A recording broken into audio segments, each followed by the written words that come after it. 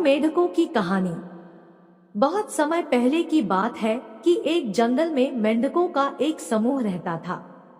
एक दिन सभी मेंढकों ने यह तय किया कि आज हम पूरे जंगल की यात्रा करते हैं।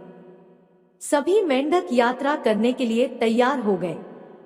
इसके बाद यात्रा करते हुए समूह में से दो मेंढक गहरे गड्ढे में गिर जाते हैं, जिसके बाद दोनों मेंढक बाहर निकलने का काफी प्रयास करते हैं, लेकिन दोनों में से कोई भी बाहर नहीं निकल पाता।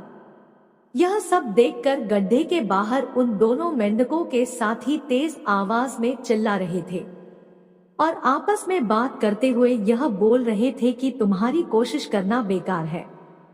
तुम कितनी भी कोशिश कर लो, गड्ढे से बाहर नहीं निकल पाओगे।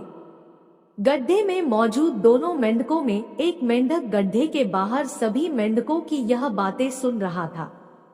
यह बातें सुनकर गड्ढे में मौजूद मेंढक बहुत निराश हुआ और गड्ढे से बाहर निकलने का प्रयास छोड़ दिया और निराश होकर अपने प्राण त्याग दिए। परंतु दूसरा मेंढक अभी भी पूरी तरह से गड्ढे बाहर निकलने की कोशिश करने में लगा हुआ था और गड्ढे के बाहर मौजूद सभी मेंढक उसका मजाक बना रहे थे और हंस रहे थे।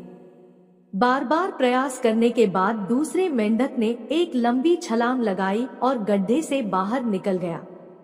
समूह के सभी मेंढक यह देखकर हैरान रह गए। जब सबने पूछा कि उसने ये कैसे किया, तो उस मेंढक ने जवाब दिया, वह बहरा है और वह बाहर निकलने की कोशिश कर रहा था कि उसे लगा बाकी सभी मेंढक उसे उत्साहित करने के लिए उछल रहे हैं। कहानी की सीख। उपरोक्त मेंढक की कहानी हमें सिखाती है, हमें जीवन में किसी की भी नकारात्मक बात नहीं सुननी चाहिए।